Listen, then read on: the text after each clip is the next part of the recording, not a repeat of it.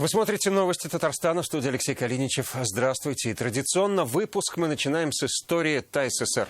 В этот день, в 1927 году, в Казань прибыла киногруппа для съемки исторического фильма «Булат Батыр». Он стал первым полнометражным художественным фильмом, снятым в Татарстане. Фильм максимально точно описал события трехвековой давности, в центре которых участие татар в восстании Емельяна Пугачева. А в 1998 году министр финансов Рустам Минниханов был утвержден на должность премьер-министра республики. Также в 1998 году президент республики Ментимир Шаймиев подписал земельный кодекс. По нему впервые в истории России была провозглашена частная собственность на землю. Это то, что касается истории, ну а мы возвращаемся в наши дни. И вот о чем сегодня в программе. Дорога на старт!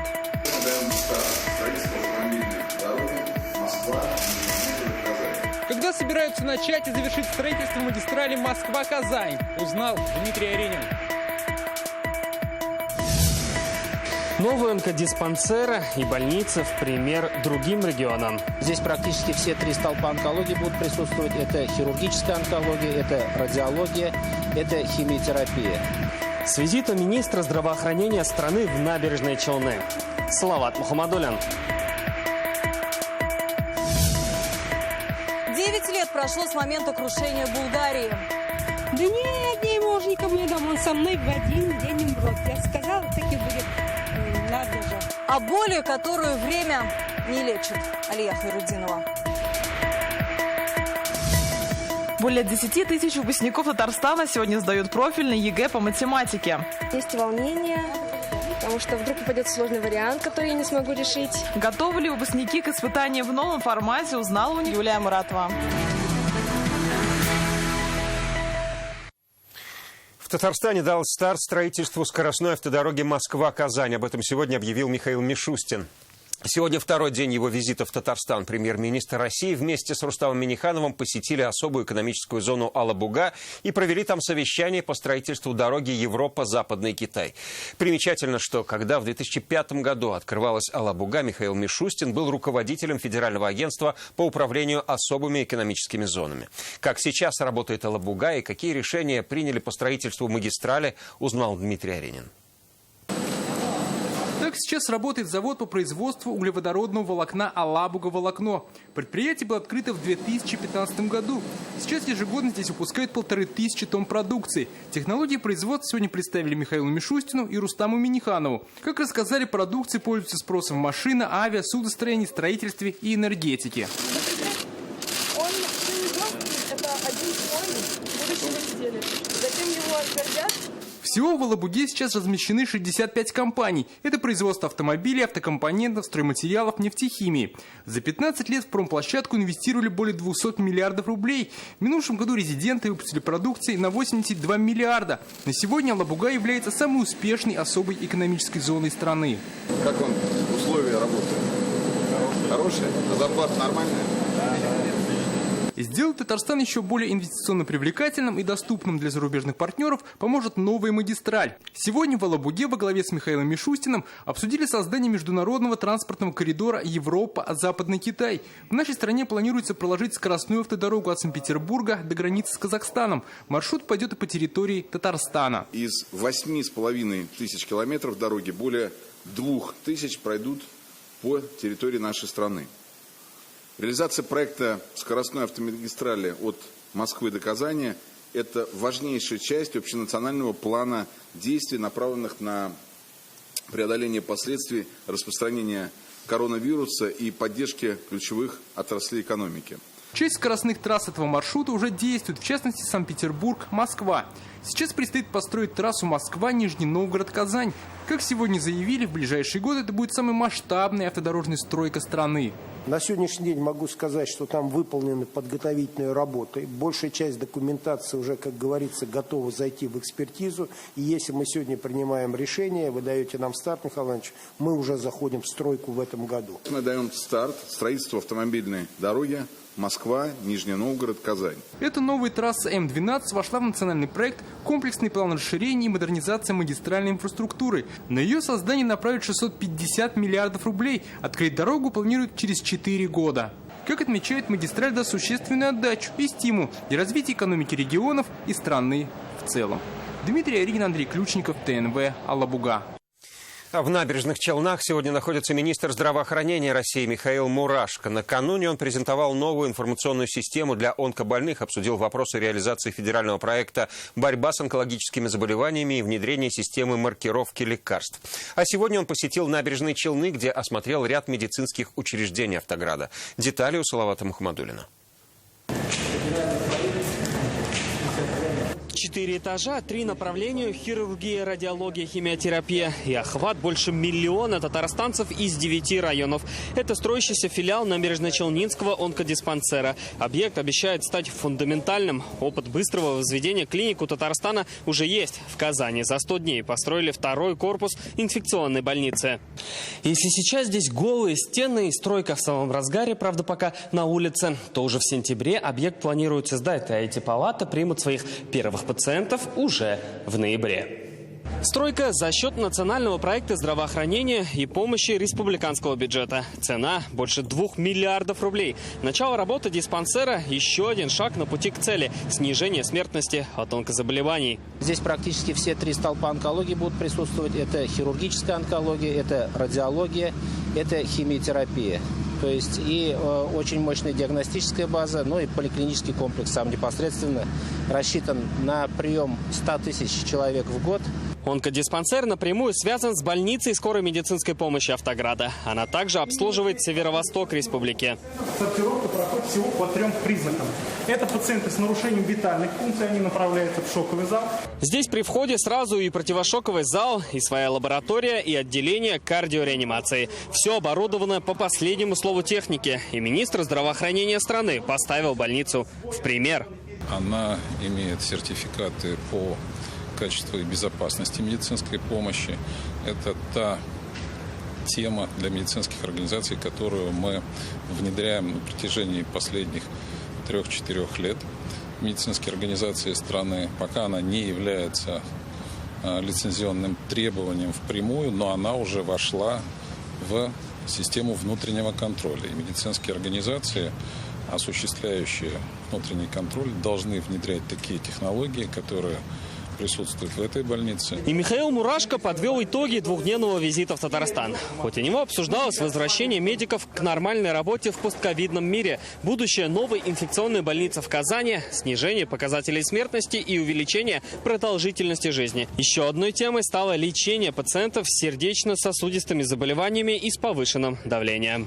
Татарстан занимает хорошие, крепкие, лидирующие позиции.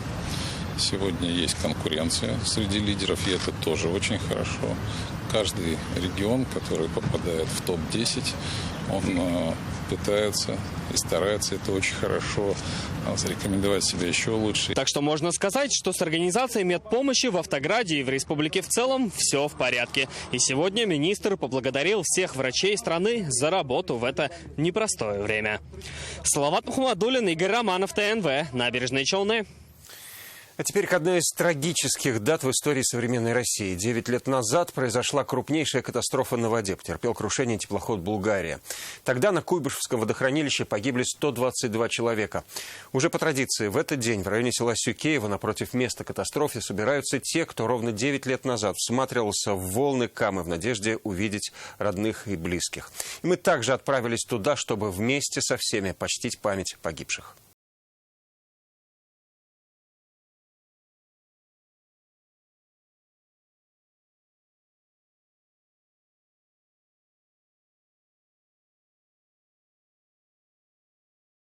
С ураганом. Если приглядеться, примерно 2 километра от берега можно увидеть буй. Именно там и затонула Булгария. Тогда сильный порыв ветра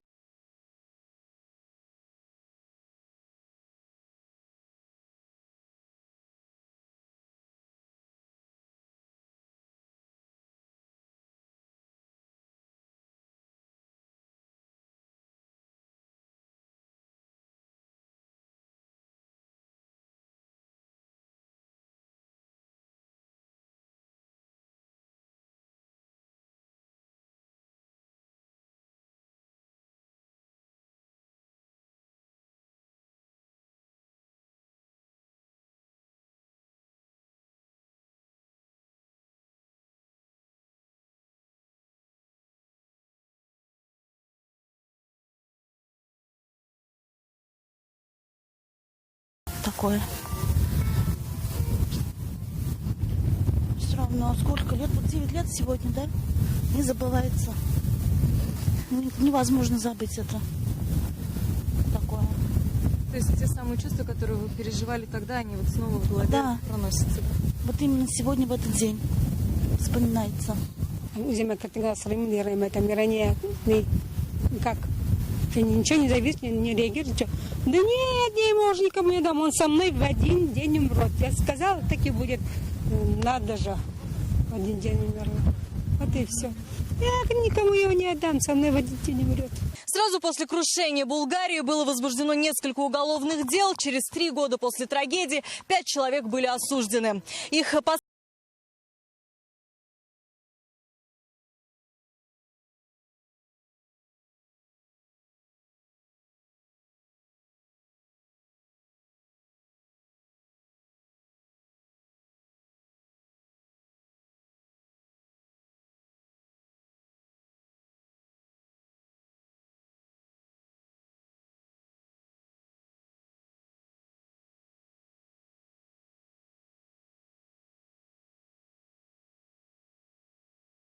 Казанцы переезжают на юг, чтобы жить на море и отдыхать от большого города. О новом тренде читайте сегодня в интернет-газете «Реальное время».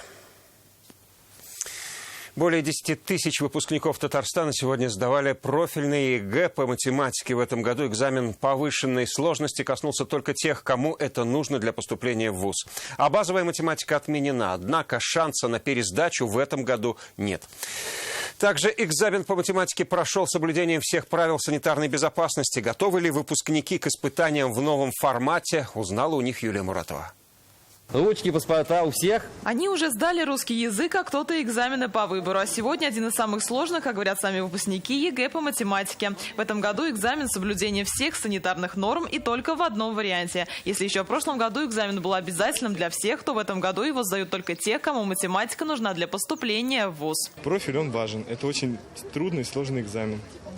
Там есть от простого до такого, что надо весь листок расписать. Есть волнение, потому что вдруг попадет сложный вариант, который я не смогу решить. Я готовился дома, смотрел вебинары, решал на сайтах варианты. Вот, будем ждать результаты. В Татарстане профильную математику сдают больше 10 тысяч выпускников. По данным Министерства образования, интерес к техническим профессиям растет, и сдающих продвинутую математику становится все больше. Сам экзамен за год почти не изменился. Это все так же 19 заданий повышенной сложности.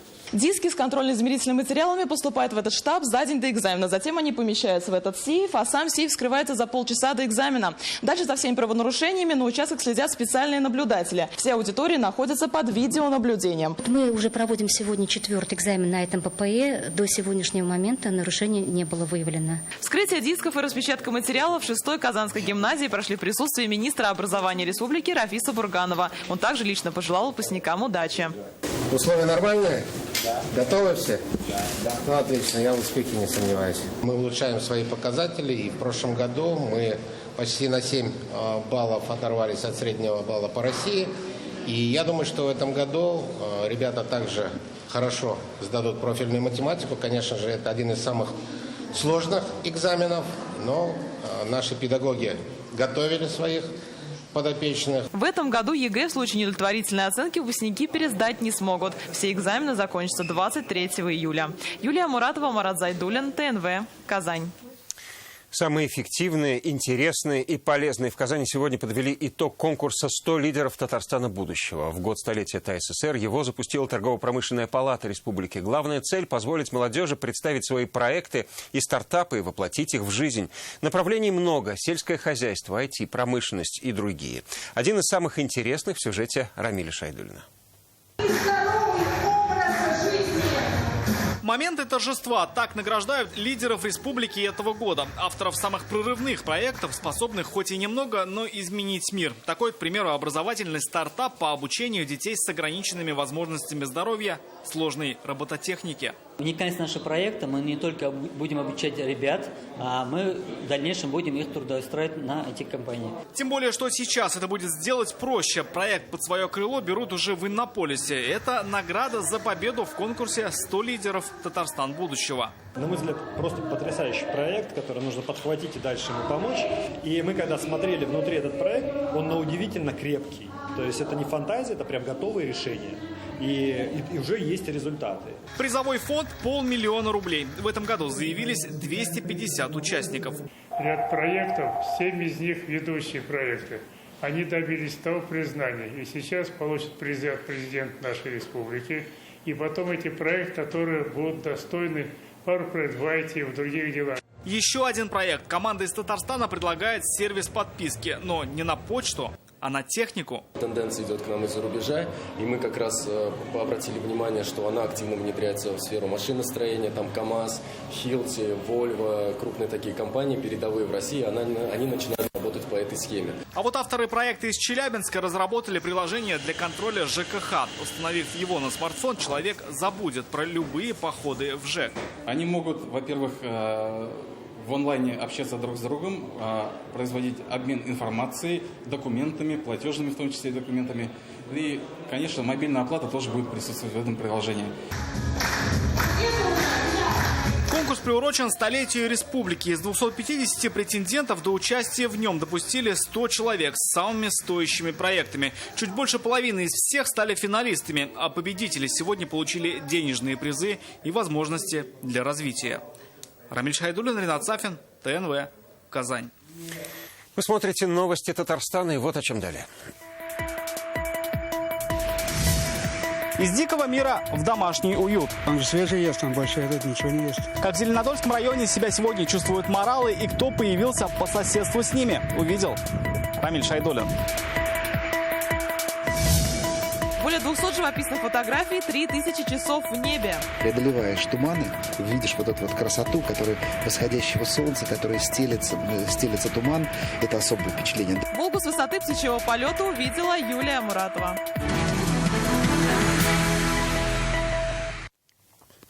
Единороссы определились со своими кандидатами на выборы в Казгордуму. Сегодня в Казани прошла конференция местного отделения. Лидер единороссов города Ильсур Медшин представил предвыборную программу. В ней планы на ближайшие 5 лет. Что собираются сделать и кто этим хочет заняться, расскажет Дмитрий Аренин. На 4,5 года больше, чем 5 лет назад. Планы на пятилетку, все приоритеты в 4 пунктах. Это предвыборная программа единороссов Казани. Как отметил Ильсур Медшин, нужно, чтобы было здоровое общество, зеленый город, повышение доходов граждан и образование мирового уровня. Так, в ближайшие 5 лет в городе хотят построить 6 новых больниц и столько же поликлиник. По мнению мэра, нужно пересмотреть и принцип оплаты труда медработников. Ставим перед собой очередные серьезные задачи, которые позволят вывести нашу красавицу Казань на новые рубежи и стать еще более комфортной. Еще по планам 60% казанцев должны регулярно заниматься спортом, а средняя продолжительность жизни увеличится до 78 лет. В городе намерены посадить 100 тысяч крупномерных деревьев. Месячная зарплата казанцев должна быть не менее 55 тысяч рублей, а в экономику города хотят привлечь инвестиции на 1 триллион рублей. Все процессы в городе должны быть открытыми и прозрачными. Приоритет – забота о каждом. Фарид Мухаммедшин программу одобрил, отметив, что она нацелена на человека и в ней учтены многие моменты. Спрятаться за маской там не удастся.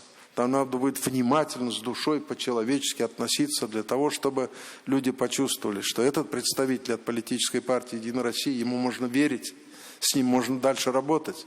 Он не позер, не критикан гольный, ничего не предлагая. Эти люди созидатели. Все кандидаты единороссы прошли процедуру праймерис. 2/3 победителей – это новые лица. Сегодня тайным голосованием решено, что в первой тройке партийного списка будут Ильсур Медшин, Рафаэль Шавалиев и Евгения Лотбегова. Нам очень важно, чтобы мы понимали, что в центре этой программы человек. Житель города Казани, житель Республики Татарстан.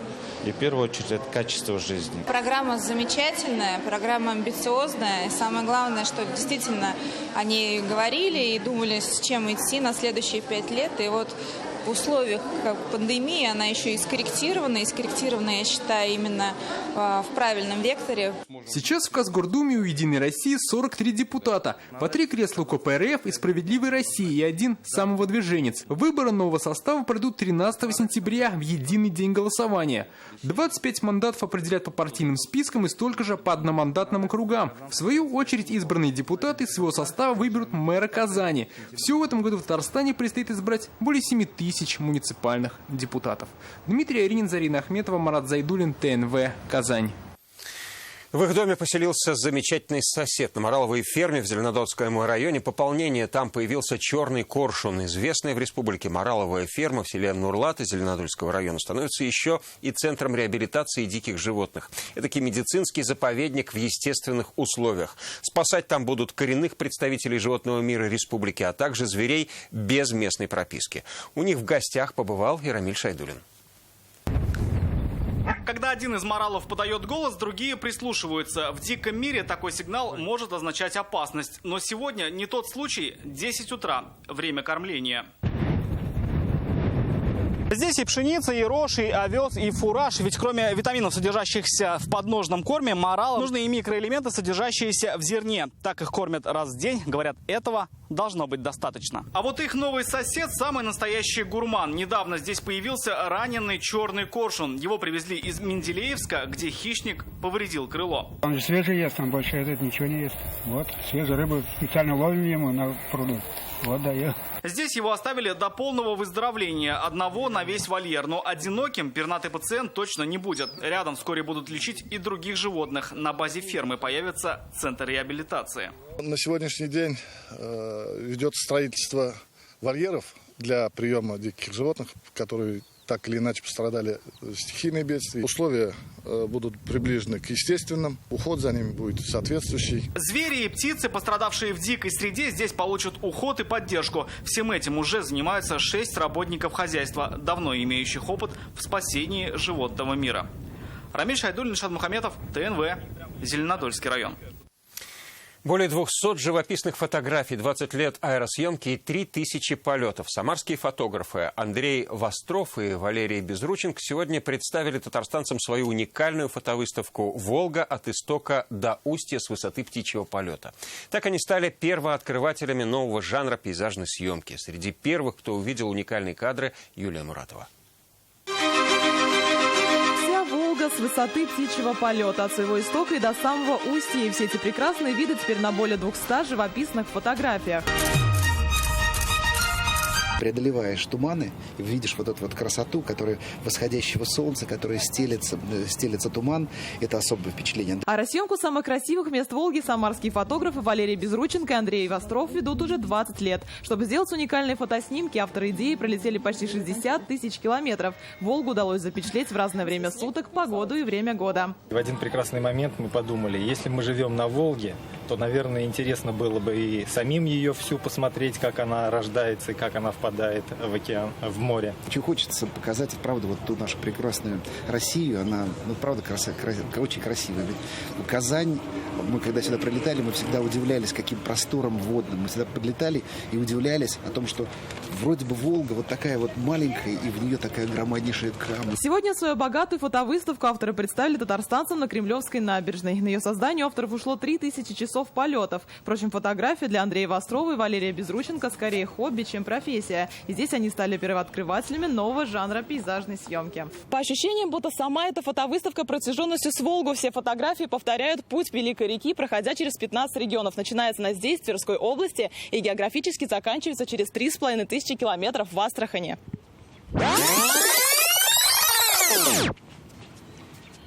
А здесь примерно в середине пути красавица Волга разлилась в нашей республике. Нам очень интересно, нам все понравилось. Это нам как будто даже больше знаний дало. Рада этой возможности, то, что посмотрели, увидели и прям в диком восторге. Эта фотовыставка сегодня дополнила большой проект Татарстана «Великий Волжский путь». Вместе с другими 14 регионами округа республика предлагает желающим 6 туристических маршрутов по реке. Я призываю наших жителей республики, жителей города Казани, нашей столицы, приходить сюда, любоваться тем, что есть на Волге, тем, что есть в волжских регионах, путешествовать по маршруту Великого Волжского пути и получать удовольствие. А как говорят авторы выставки, их путешествия еще точно не заканчиваются. Впереди они планируют фотосъемку гор, озер и северных просторов. Юлия Муратова, Александр Лобанов, ТНВ, Казань. Сегодня детский телеканал «Шаян ТВ» и Конгресс татар провели виртуальный сабантуй. Он транслировался во всех социальных сетях, собрал огромную аудиторию наших земляков со всего мира. Песни, танцы, игры, национальная кухня, интересные мастер-классы. Виртуальный сабантуй по зрелищности не уступал настоящему. Наши младшие коллеги «Шаян ТВ» приняли участие в сабантуе и в прямом эфире провели розыгрыш подарков на викторине в честь праздника Плуга.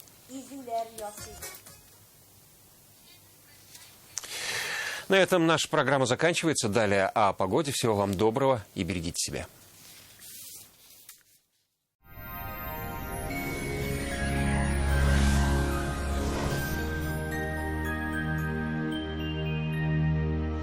Здравствуйте. Антициклон, принесший в Татарстан жару, не сдает своих позиций. О погоде на 11 июля чуть позже. Компания «Данил Мастер» работает в прежнем режиме с соблюдением всех правил безопасности. Не откладывайте заказ и радуйтесь своей новой кухне или шкафу-купе уже сейчас.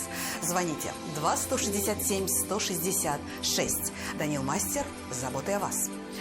По данным сервиса Яндекс.Погода, на юго-востоке в Бугульме, Бавлах, Азнакаево вероятность осадков будет небольшой. Температурный фон повысится, днем 27 градусов. На северо-востоке, в Нижнекамске, Набережных Челнах, Елабуге осадки не прогнозируются. Столбики термометров вновь приблизятся к 30-градусной отметке. На севере Татарстана, в Агрызе, Менделеевске, Актаныше без осадков и очень жарко. На северо-западе, в Арске, в Кукмаре, Балтаси также жаркая и солнечная погода. Осадки не ожидаются, плюс 27. На юго-западе, в Болгаре, в Буинске, Держаном малооблачно, жарко и сухо. 27 градусов выше нуля. В центральных районах, в Чистополе, в Альметьевске, Мамадыше будет солнечно, синоптики осадков не обещают. Не успели мы немножко передохнуть от жары, как температура снова устремилась вверх, и в республику вернулось знойное лето. У жителей нашей республики есть возможность позаботиться о своем здоровье без значительных финансовых затрат. Со 2 по 31 июля в аптеках «Экона», аптеках от склада, бережных аптеках проходит акция «Покупай выгодно». Берегите себя. Покупай выгодно в аптеках «Экона», аптеках от склада и бережных аптеках. Троксивазин – 183 рубля, Нурофен – 134 рубля, Альмагель А – 219 рублей. Покупай выгодно в аптеках «Экона», аптеках от склада и бережных аптеках. Пациентов с жалобами на боль в спине часто направляют к хирургу. Мне уже удаляли грыжу позвоночника, и снова все повторяется. Направляют на операцию. Что делать? В медцентре «Доктор Ост» уникальный робот помогает вернуть искривленный позвоночник в норму. Грыжа начинает самостоятельно втягиваться на место, освобождая пережатые нерв и сосуды. Боль уходит, возвращается легкость движений. Федеральная сеть медицинских центров «Доктор Ост» – лечение самых сложных заболеваний позвоночника и суставов без боли и хирургического вмешательства. За 10 лет в 10 городах России врачами клиники отменено более 10 тысяч операций. В Казани в субботу будет малооблачно и без осадков. Ночью плюс 16, днем 27 градусов выше нуля. Ветер северо-западный, умеренный. Атмосферное давление 758 миллиметров ртутного столба, влажность воздуха 44%. Магнитное поле Земли спокойное, но перепады температур могут негативно сказаться на самочувствии метеозависимых людей. Берегите себя.